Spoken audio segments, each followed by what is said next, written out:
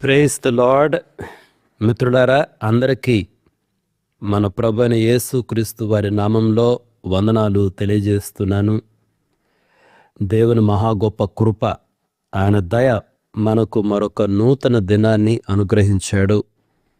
ఆయన సన్నిధిలో చేరడానికి, ఆయన స్వరాన్ని వినడానికి దేవుడు మనకిచ్చినటువంటి ఈ గొప్ప తరుణమును బట్టి దేవునికి నిండైనటువంటి వందనాలు తెలియజేస్తున్నాను. మరి మిత్రులారా,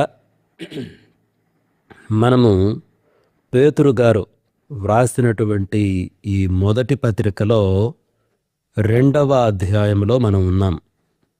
నిన్నటి దినాన 20వ వచనం వరకు మనం ధ్యానం చేసుకున్నాము. ఈరోజు 21వ వచనం నుండి 25వ వచనం వరకు చదువుకొని ధ్యానం చేసుకుందాము. నేను చదువుతున్నాను, గమనించండి. పేతురు గారు వ్రాసినటువంటి మొదటి పత్రిక 2వ అధ్యాయము 21వ వచనం నుండి నేను చదువుతున్నాను. క్రీస్తు కూడా మీ కొరకు బాధపడి మీరు తన అడుగు జాడల యందు నడుచుకున్నట్లు మీకు మాదిరియుంచిపోయెను. ఆయన పాపము చేయలేదు, ఆయన నోటను ఏ కపటమును కనబడలేదు. ఆయన దూషింపబడియు బదులు దూషింపలేదు. ఆయన శ్రమ పెట్టబడియు బెదిరింపక న్యాయముగా తీర్పు తీర్చు దేవునికి తను తాను అప్పగించుకొనెను. మనము పాపముల విషయమై చనిపోయి నీతి విషయమై జీవించున్నట్లు ఆయన తానే తన శరీరమందు మన పాపములను మ్రాను మీద మోసుకొనెను. ఆయన పొందిన గాయముల చేత మీరు స్వస్థత నొందితిరి. మీరు గొర్రెల వలె దారి తప్పిపోతిరి గాని ఇప్పుడు మీ ఆత్మల కాపరియు అధ్యక్షుడునైన ఆయన వైపునకు మళ్ళీ ఉన్నారు. శ్రేష్టమైనటువంటి వచనాలు మిత్రులారా. మొట్టమొదటిగా దీని చారిత్రక నేపథ్యాన్ని మనం చూద్దాము. ప్రతిరోజు కూడా చారిత్రక నేపథ్యాన్ని నేను మీకు జ్ఞాపకం చేస్తూ ఉన్నాను. ఏంటి చారిత్రక నేపథ్యము? మొదటి శతాబ్దంలో రోమీల యొక్క పాలనలో క్రైస్తవులు అంటే విశ్వాసులు అన్యాయముగా అనేక రకాలైనటువంటి హింసలకు గురి చేయబడుతూ వచ్చారు. అన్యాయంగా గురి చేయబడుతూ వచ్చారు. వాళ్ళు ఆల్మోస్ట్ హక్కులు లేనటువంటి పరిస్థితిలో ఉన్నారు. సమాజంలో కూడా నిందింపబడినటువంటి స్థితిలో ఉన్నారు. వారు ఆ టర్కీ ప్రాంతంలో చల్లా చెదరై ఉన్నారన్నమాట. అటువంటి వారికి పేతురు గారు ఈ పత్రికను వ్రాస్తున్నారు. ఈ విషయాన్ని మాత్రం బాగా గమనించండి. అన్యాయముగా శ్రమలను ఎదుర్కొంటున్నటువంటి విశ్వాసులకు ఈ పత్రికను వ్రాస్తున్నాడు. ఈ పత్రికను వ్రాస్తూ ఈ వచనాలలో ప్రత్యేకంగా పాత నిబంధన గ్రంథంలో యెషయా గ్రంథంలో 53వ అధ్యాయంలో ఉన్నటువంటి శ్రమల సేవకుని ప్రవచనాలను, అవి యేసుక్రీస్తు ప్రభువారికి అన్వయిస్తూ ఆయనను ఒక మాదిరిగా చూపిస్తూ ఆయన యొక్క మాటలు వ్రాయడం జరిగింది. అంటే పాత నిబంధనలో ఉన్నటువంటి శ్రమల సేవకుడు ఎవరైతే ఉన్నారో ఆయన యేసుక్రీస్తు ప్రభువారే అని తెలియజేస్తూ ఆయన జీవితం మనకు ఏ విధంగా ఒక మాదిరిగా ఉన్నది, ఆయన అడుగు జాడలలో మనం ఏ విధంగా నడవాలి అన్నటువంటి దానిని ఇక్కడ జ్ఞాపకం చేస్తున్నాడు అని మనం గమనించాలి మిత్రులారా. మనం చదివినటువంటి ఈ వచనాలలో ప్రాముఖ్యంగా 5 ఆధ్యాత్మిక పాఠాలు ఉన్నాయి. మొట్టమొదటి వచ్చేసి శ్రమలు అనేటటువంటివి క్రైస్తవుని యొక్క పిలుపులో ఒక భాగంగా మనం గుర్తించాలి. అంటే శ్రమలు వచ్చినప్పుడు ఆశ్చర్యపోకూడదు. మన ప్రభువైన యేసుక్రీస్తు వారు కూడా శ్రమలను అనుభవించాడు. ఒక క్రైస్తవుడు ఆధ్యాత్మికంగా ఎదగడానికి దేవుడు వాళ్ళ జీవితంలోనికి శ్రమలను అనుమతిస్తాడు అన్నటువంటి విషయాన్ని మనం గమనించాలి. అది మొట్టమొదటి ఆధ్యాత్మిక పాఠం. శ్రమలు అనేవి క్రైస్తవుని యొక్క పిలుపులో ఒక భాగంగానే గుర్తించాలి. మరి రెండవది ఏంటంటే, ప్రతీకార ధోరణి అనేది ఉండకూడదు. నిజమే, అన్యాయంగా నీవు శ్రమను అనుభవిస్తూ ఉన్నావు, అయినప్పటికీ ప్రతీకార ధోరణి అనేది ఉంచుకోకూడదు. మన నాలుకను కూడా అదుపులో ఉంచుకోవాలి. సాధారణంగా ఎవరైనా అన్యాయంగా మనకు ఏదైనా చేసినప్పుడు మన నాలుక వెంటనే ప్రతిస్పందిస్తుంది, దూషిస్తుంది వారిని. అయితే నాలుకను అదుపులో పెట్టుకోవాలి. అంత మాత్రమే కాదు, ప్రతీకార ధోరణి అనేది ఉండకూడదు. కక్ష సాధించే ప్రయత్నాలను మానుకోవాలి. ఇది దేవుని యొక్క ఆత్మ లక్షణము అన్నటువంటి విషయాన్ని మనం గమనించాలి. ప్రతీకార ధోరణి ఉండకూడదు. ఇది యేసుక్రీస్తు ప్రభువారిలో మనకు మాదిరి. అది రెండవ పాఠం. మూడవ పాఠం వచ్చేసి, దేవుని యొక్క న్యాయంపై విశ్వాసం ఉంచాలి.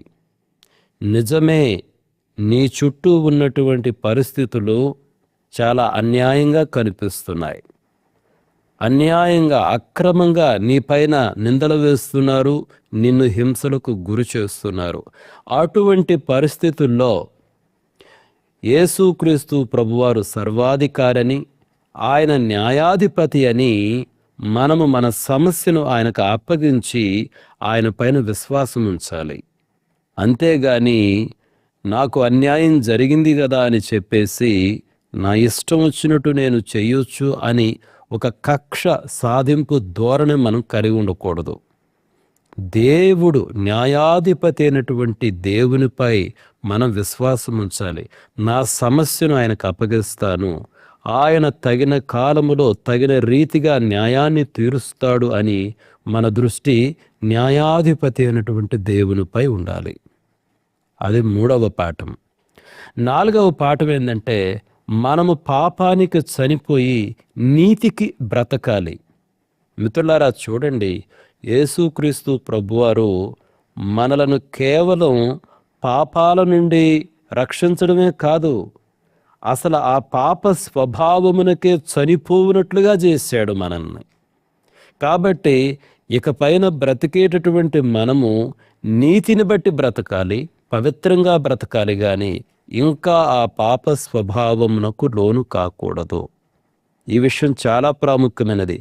యేసుక్రీస్తు ప్రభువారు కేవలము మన పాపముల కొరకే చనిపోలేదు, కానీ మనము పాప స్వభావమునకు చనిపోయినట్లుగా ఆయన సిలువలో త్యాగం చేశాడు. పాపముపై, మరణముపై విజయమును సాధించాడు. తన నీతి వస్త్రాన్ని మనకు అనుగ్రహించి తన ఆత్మ నిలయాలుగా మనల్ని చేశాడు అన్నటువంటి విషయం మనం గమనించాలి. అది నాలుగవదన్నమాట. అంటే పాపానికి చనిపోయి నీతికి బ్రతకాలి. అది నాలుగవ పాఠం. మరి ఆఖరి పాఠం ఏంటంటే, కాపరి వైపు చూడడం.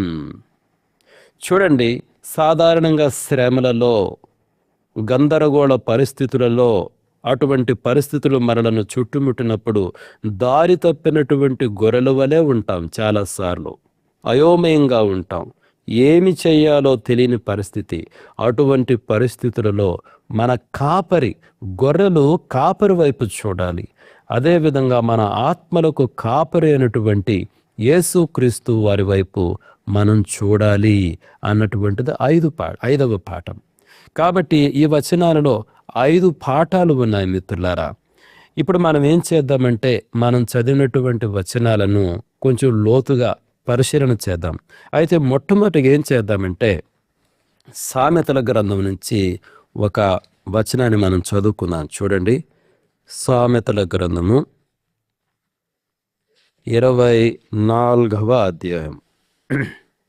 24వ అధ్యాయంలో 29వ వచనం గమనించండి. వాడు నాకు చేసినట్లు వానికి చేసెదను, వాని క్రియ చొప్పున వానికి ప్రతిఫలమిచ్చెదనను కొనుకుము.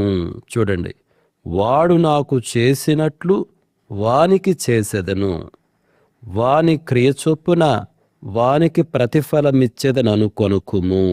ఇదే ప్రతీకార ధోరణి. ఇది చాలా సాధారణం. వాళ్ళు నా ఎడల అలా ప్రవర్తించారు కదా, నేను కూడా వాళ్ళు నాకు ఏమి ఇచ్చారో అదే తిరిగిస్తా. అప్పుడు వాళ్ళకు అర్థమవుతుంది.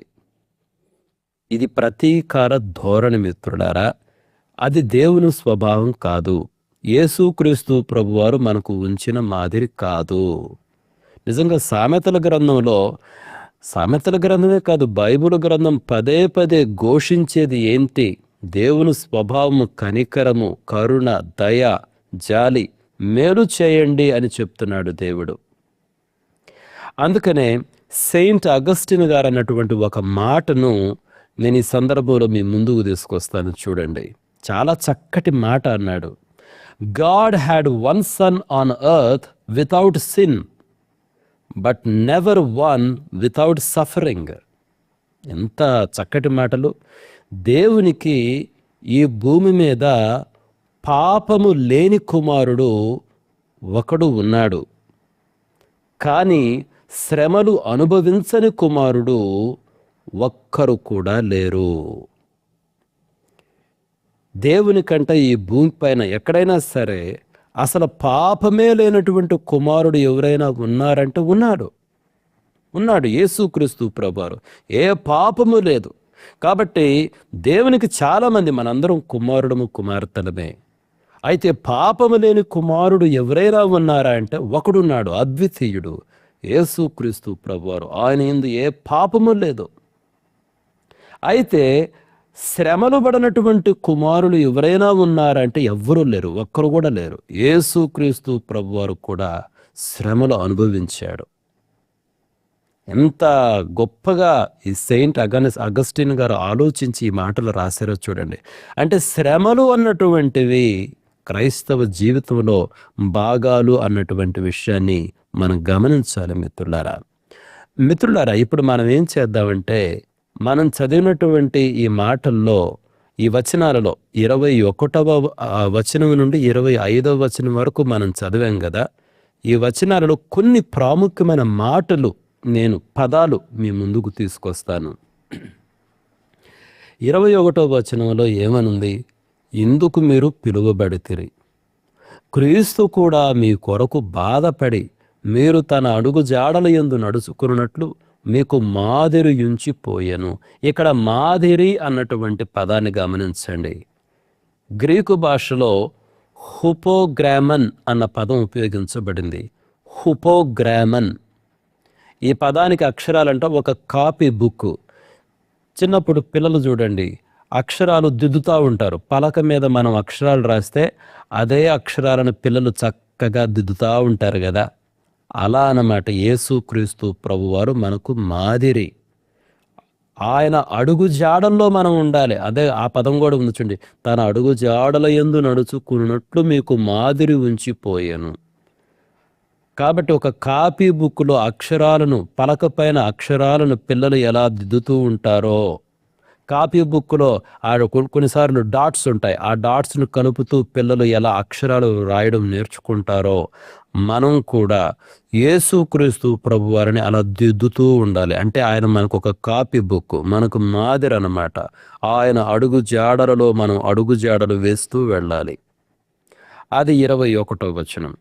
22వ వచనంలో ఆయన పాపము చేయలేదు, ఆయన నోటును ఏ కపటమును కనబడలేదు.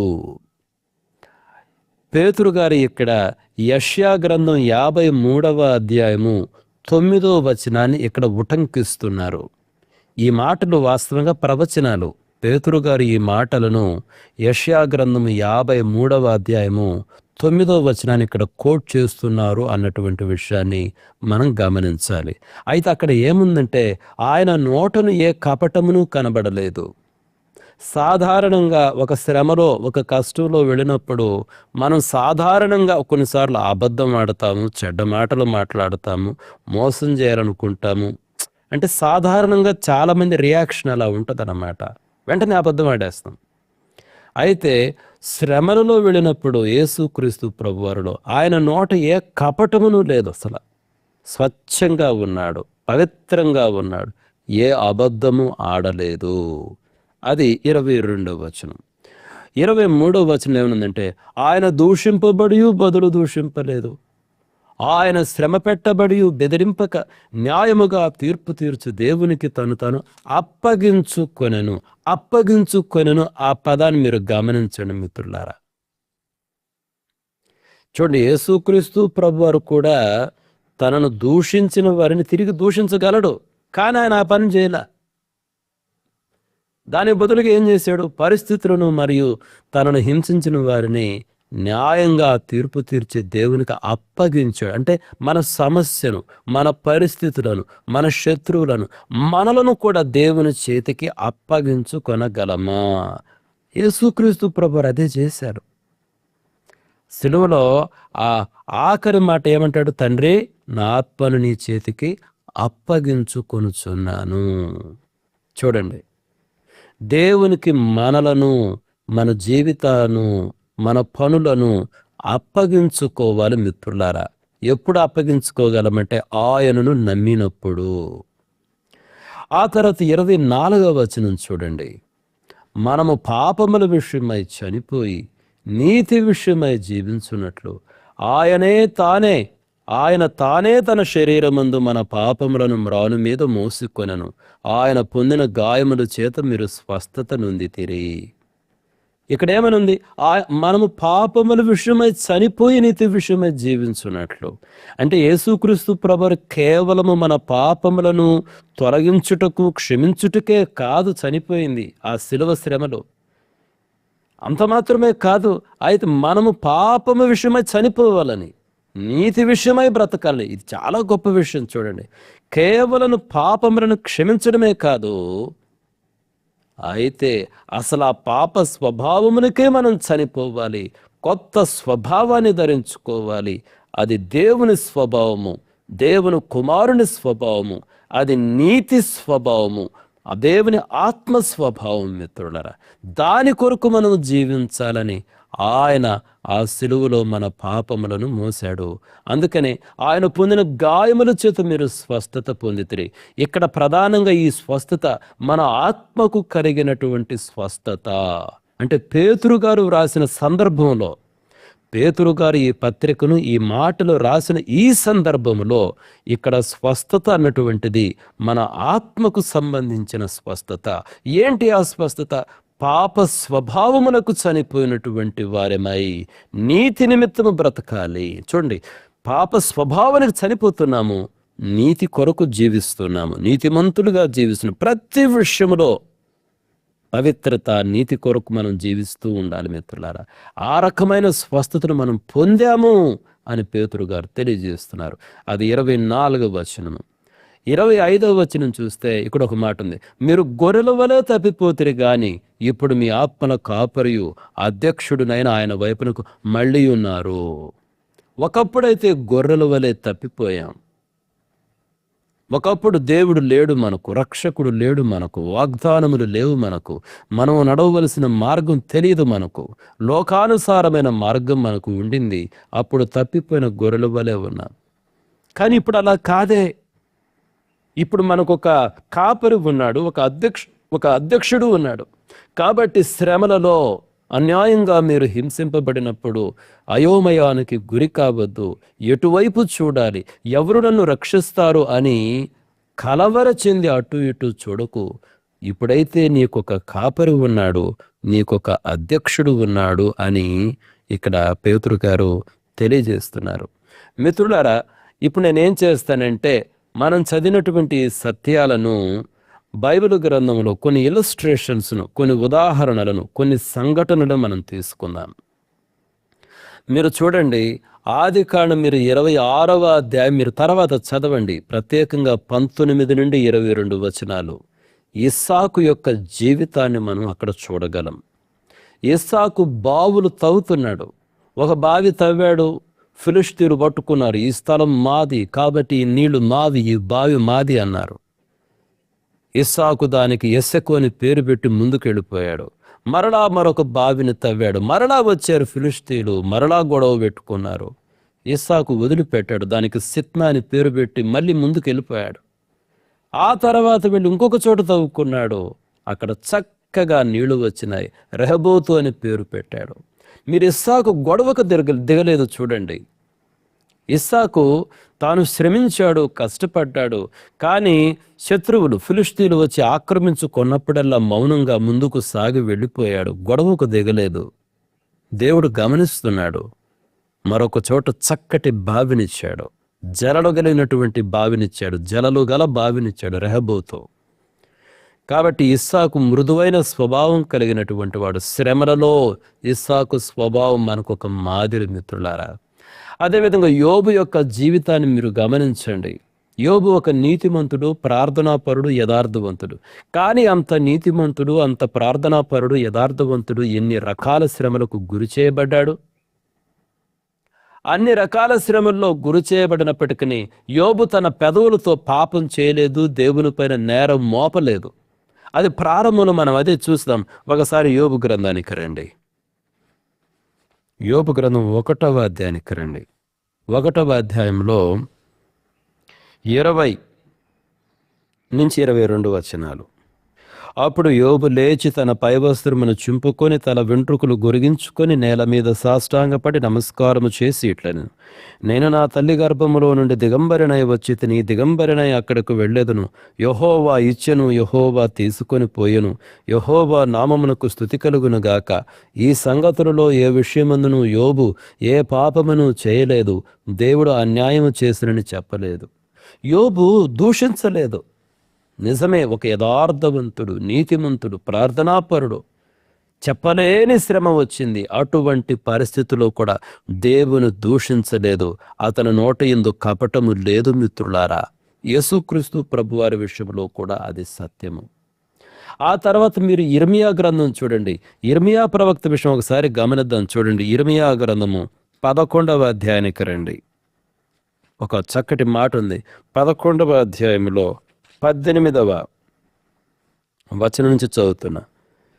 దానిని యెహోవా నాకు తెలియజేయగా నేను గ్రహించి తిని, ఆయన వారి క్రియలను నాకు కనుపరచును.